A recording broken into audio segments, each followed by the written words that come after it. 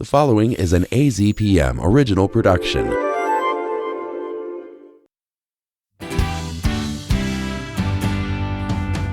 Welcome to The Buzz. I'm Christopher Conover. This week, Tucson's love letter to literature.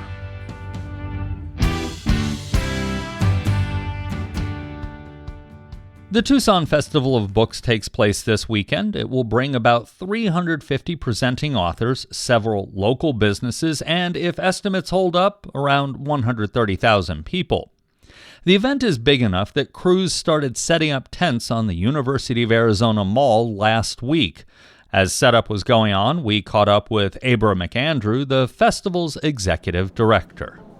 No pressure. This is your first year in charge. How's it going? Yeah, it's been a really wonderful ride, and I'm so appreciative of all the volunteers. Some of them have been involved every year of the book festival, so they know the template for the festival back and forth, and they've done a great job of training me. And the community spirit behind it is what makes this event so unique, and that's been really fun to be a part of this year. You know, that community spirit, I've been involved through AZPM for years with this, been a moderator, stood out at the tent and talked to people, spent probably too much money in some of these tents, of course, because I love to read. But that's what's always struck me. This is such a community event, and it's not a small event. It feels like hundreds of thousands of people. Yeah, we're expecting between 130 and 140,000 people each year. So we'll hit that or more this year, depending on the weather, maybe. And so it's a weekend of free fun for the whole family. It's not just about books, although, of course, there's plenty of books for sale and plenty of authors to meet and get your book signed and hear what they have to say about their books and how they came up with their ideas and what it means, for our society right now. But there's also, the hands-on activities in the children's area, the book giveaway for teens and for children, the Science City interactive activities, and then all the exhibitors. We have 290-something exhibitors this year with their education and their wares and, lots of things to check out. So something that's often struck me as someone who reads a lot, there are only so many hours in the weekend that is book festival, or festival of books. How do you come up with, and the organizers come up with, which authors are coming? Right. Well, we have a committee, actually. So the community spirit, is behind it. The community is deciding what authors to bring, that are going to get people excited to come out to the festival. But they have to have a book within the last year or so, pretty close to that. So that's the first criteria. Published by one of the publishers at the University of Arizona campus store can purchase their books so that we can have them available for the public that weekend so that they can be signed. And they have to just be of interest, right, to the community. So, and of course, they have to be willing to come to Tucson. It's a little bit off the beaten path for a lot of these authors. Many of them haven't been here. This will be their first time. And then some authors have come, every time they have a new book out. So we have new authors. We have authors that you've seen before who have something new to share. So that's how it happens. And of course, March in Tucson is not a terrible place to be. That's right. The Buffalo Festival of Books would not be taking place at this time of year, so I'm sure you can lure some authors that way also. Yeah, well, this is one of the most popular times to come to town, as those of us who live here know. And we're so happy to welcome people from all over the country this time of year, and grateful for the businesses and hotels and others that support us as well to be all set up to receive these authors and the guests. This is a huge thing. As you mentioned, close to 200,000 people potentially, depending on the weather. Hopefully it'll be good. Whatever, and maybe you have asked yourself this question, whatever possessed you to take over and be the head of this little festival? Yeah, well, I've always been a book lover as well, Christopher, and I actually write a blog online on Substack called The Book Tender, so that's been my hobby for the last year plus, and I've worked on the University of Arizona campus before I took this job for 19 years, so I loved the idea to, continue to stay connected to one of our biggest partners for the festival is the University of Arizona, and to be involved in the community this way, So I'm really going to put you on the spot on this one, and I hate to do it, but I love the answers we've been getting as we've asked people this question. Since you've been an attendee and involved with the festival, who's your favorite author? Maybe they're coming this year, or maybe it was somebody in the past, someone you got to meet and hear And it was just like, wow, that's the Festival of Books right there. Goodness. Well, there's so many that I'm excited for this year. So, I've read about 10 of the books so far, and I have a little stack of others that I want to read. Hopefully some of them I'll get through even before the next weekend. But I did read Jason De Leon's book, Soldiers and Kings, which won the National Book Award for nonfiction. I'm a sucker for an ethnography, and he really went deep. He describes it as deep hanging out with people who work along the entire smuggler trail, moving migrants. So that was a very interesting book, and I'm interested to hear more about it. I hope I'll get to peep into that session.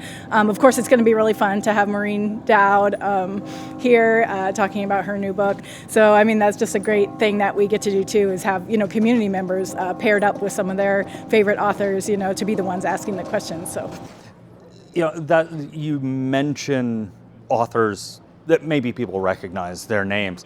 But one of the things that's always struck me is there are some authors that maybe you've never heard of, or a small number of people have heard of, who come out here and they give amazing talks and force me to spend even more money buying books because I've heard them talk and wow, and now I want to go read your book.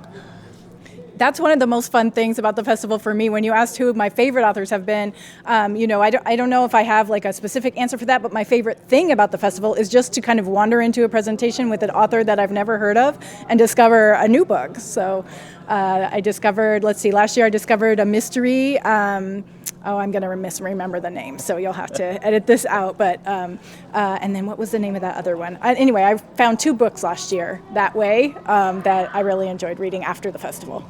And the other thing is, if we all have those genres we like and those genres we don't like. If you can't find your genre here, I would be surprised, because the authors really cover every genre you could possibly think of. Yeah, that's right. I really love fiction and I really love memoir. So there's always a lot of selection for me. But there's so many mystery authors coming this year. And we have actually some big romance panels this year, too, which is a little bit, exciting for those readers.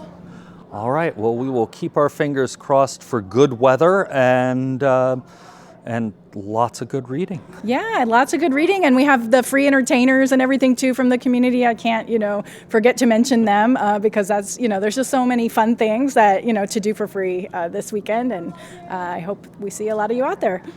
That was Abra McAndrew, Executive Director of the Tucson Festival of Books. By the way, she remembered those titles after we hit stop on our recorder.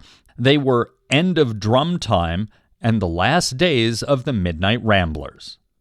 Among the event's hundreds of authors is a name that many AZPM listeners will recognize. Adiba Nelson is an author and regular contributor to Arizona Spotlight. She's also among the children's book authors who will be on various panels at the festival. I think the most fun part of this for me is, welcome back. We haven't talked to you in a while. Thank you. It's good to be back. I miss it here. So you're back as an author. First, tell us about the book you've written. So the book I wrote is Oshun and Me, A Story of Love and Braids. And it's a story about this little girl, Yadira, who learns about her culture and her own beauty and her own uniqueness through her mom doing her hair. Which is, such a mom-daughter kind of thing. And it is, but the way it takes place, it's so unique to Black culture. It's Sunday, it's hair day. I think every Black family in America, Sunday is hair day. And beads, and shells that we put in our hair, the way we adorn our hair is very central to Black culture. But then there's this other part. Yadira is Afro-Latin. Yeah, she's an Afro-Latina little girl. Maybe roughly based on me and my own child. But she learns about the goddess Oshun, who is part of her cultural heritage, and what Oshun means to her culture and her hair. Nice. And, I would assume that kids, families who are, within those cultures can read it and say, oh, yeah, that's about me, sort of. But other people read it and it becomes educational for them, learning about another culture. Right. And I think that is so important nowadays, especially in this day and time that we're living in, to know as much as we can about the people that live next door to us, about the people in the country next door to us. At some point, everything is going to touch us. So why not be educated? Why not learn as much as you can? Why not see the humanity in your neighbor? And if that comes through a children's book, so be it. The secret part about the book is that Yadira is in a wheelchair. She's disabled. But that has nothing to do with the story. And that's intentional, because so many times we see children's books with disabled characters where the book is about the disability instead of just letting the character be the character. And I wanted kids to be able to see that though she's in a wheelchair, she's literally doing the same thing. Like, that wheelchair has nothing to do with anything. She's doing the same thing as you would do. Sunday, still getting her hair done.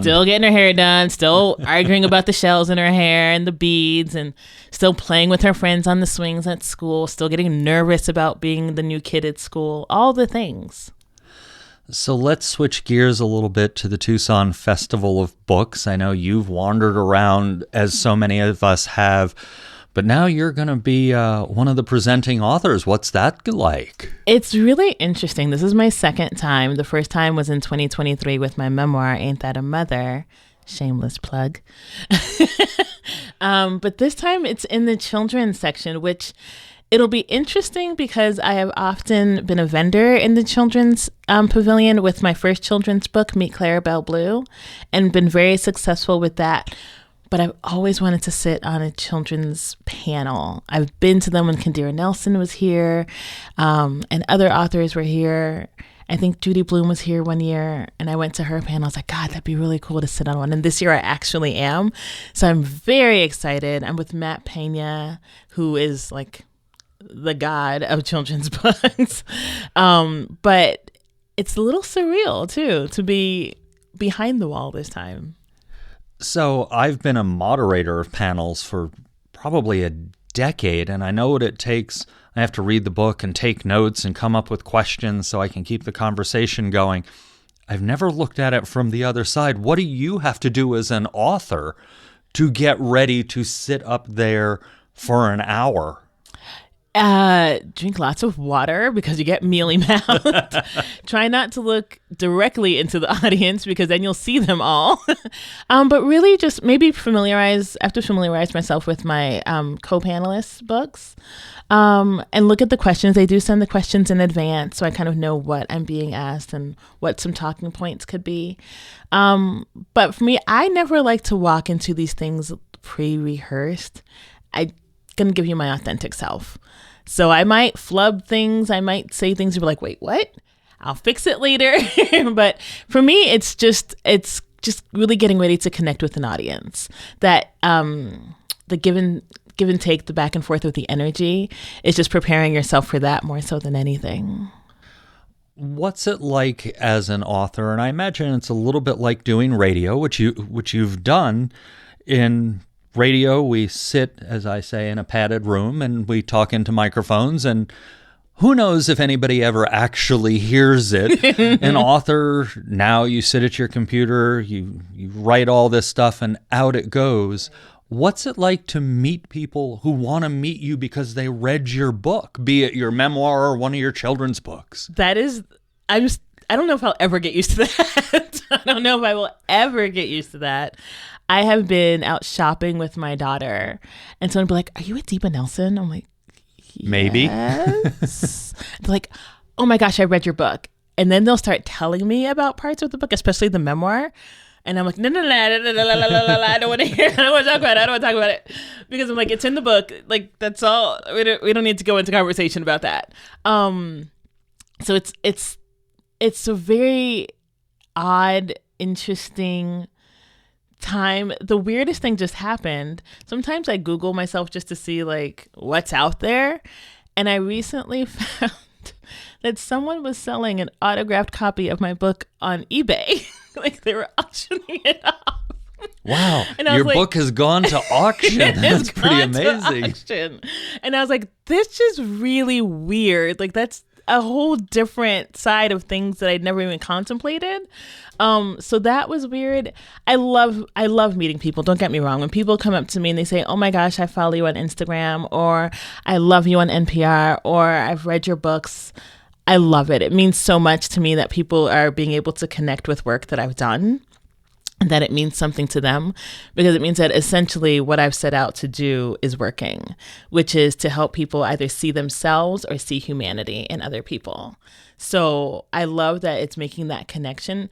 But on the personal side of things, it's always just like, whoa, hi, hi, how you doing? I was just buying produce. Right, That's all I was here Don't look to in do. my cart. Don't look in my cart.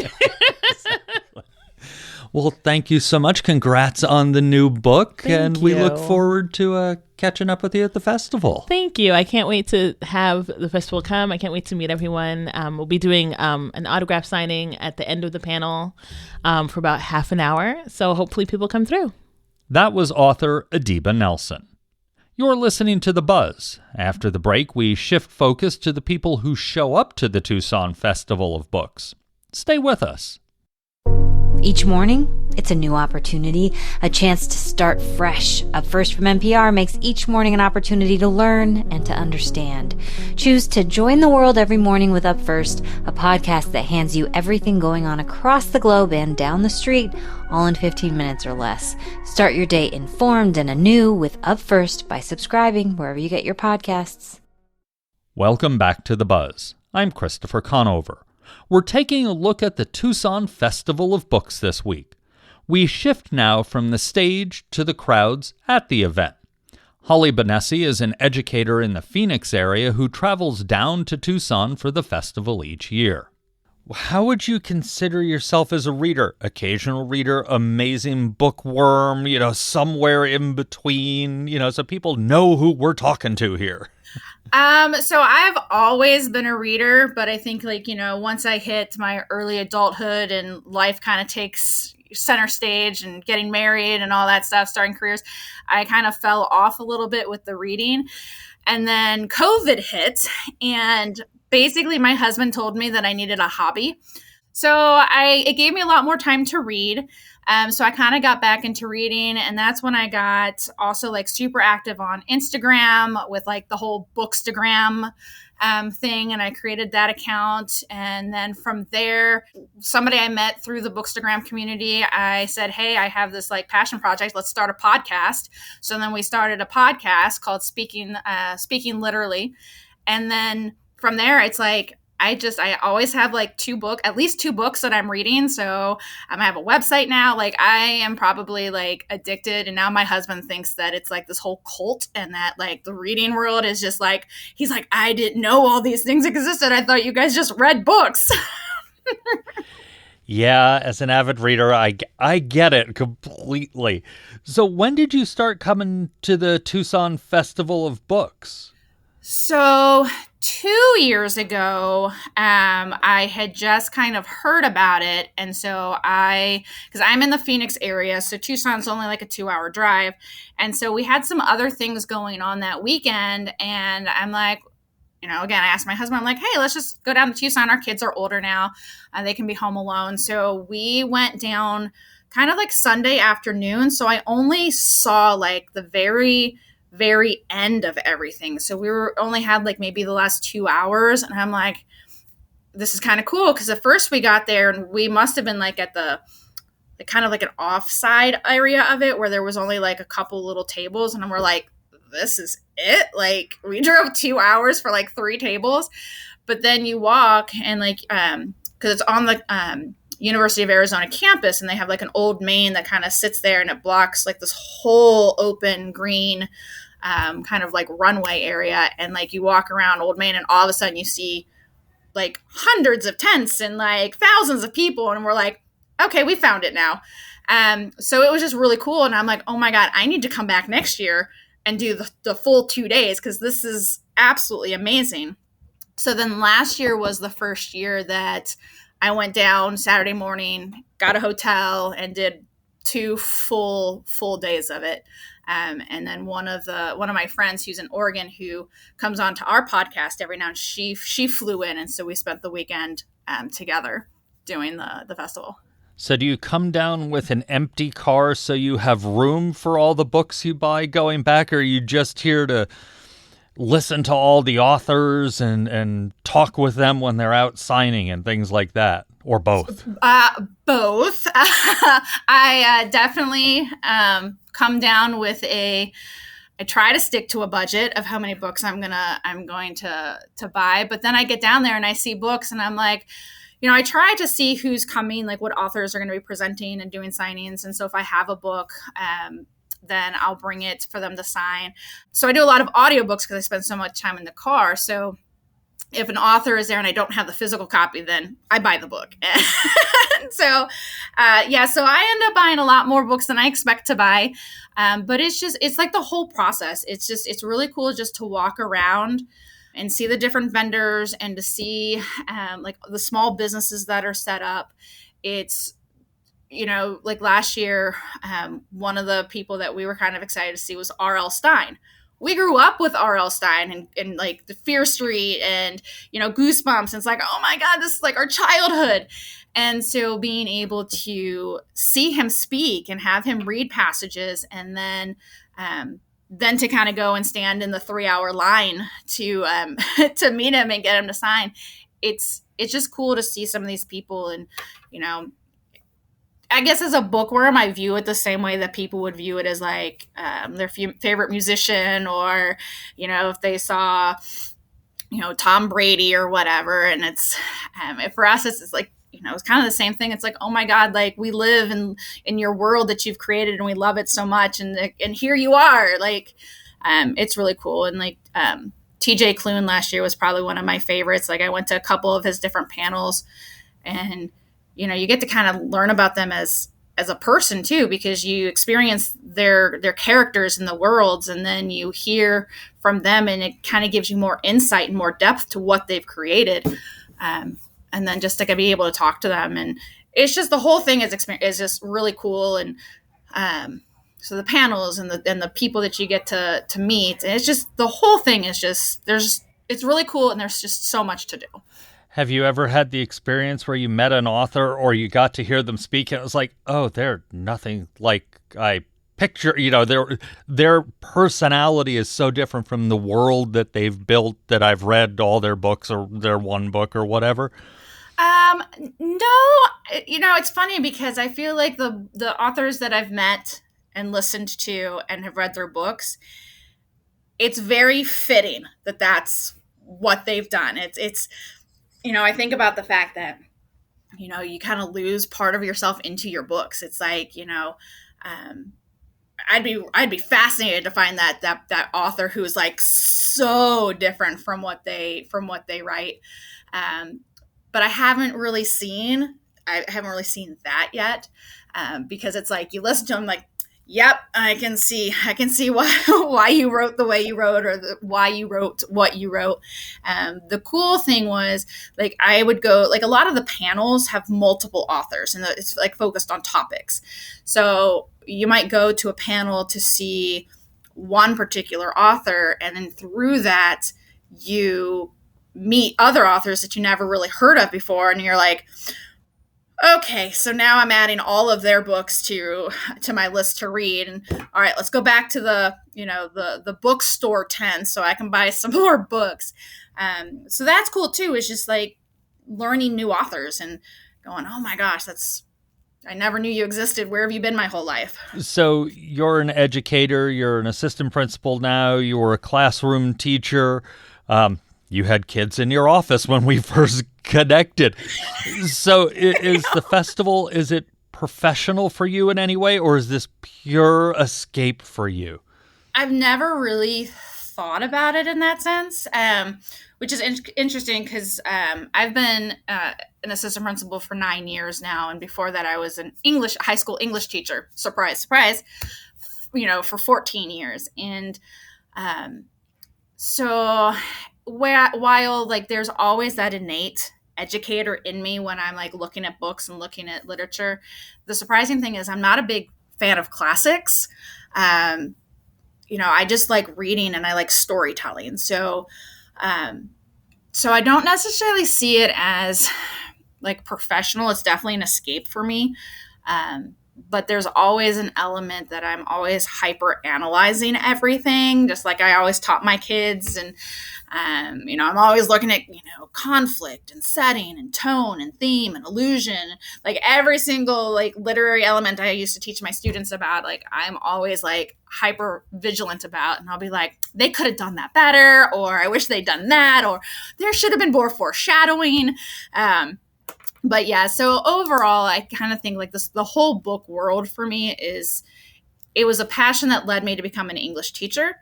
But now it's kind of like, it's just my personal passion now. And I don't necessarily have to connect it to my job, but it helps because like I work in a high school. So if I'm walking around and I see a kid reading a book at lunch, I'll be like, hey, what you reading? And being able to have those conversations. Like last year, there was a student who would always have a Colleen Hoover book in her hand. And I'd be like, how's Colleen Hoover's books for you? So, yeah. And boy, if you ever get to meet one of those authors that one of your students is reading, boy, you're going to be the hero of the week, probably. Right? Well, thank you for spending some time with us, and good luck. Don't hurt your back lifting all the books. I'll take a wagon this year. That was Holly Bonessi, a frequent attendee of the Tucson Festival of Books. By the way, AZPM will have a tent at the Festival of Books. You can stop by, meet some of our producers, reporters, and on-air personalities, get pictures with characters from the PBS Kids Network, and get a tour of our station. And while you're there, keep an eye out for Mark McLemore. He's the host of Arizona Spotlight. He'll be at the event talking to people about books they love. So start thinking about that question now. And that's the buzz for this week.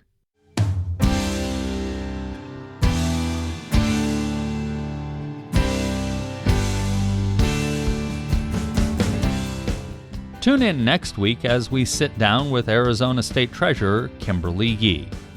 You can find all our episodes online at azpm.org and subscribe to our show wherever you get your podcasts. Just search for The Buzz Arizona. We're also on the NPR app. Zach Ziegler is our producer with production help from Maggie Farmer. Our music is by Enter the Haggis. I'm Christopher Conover. Thanks for listening.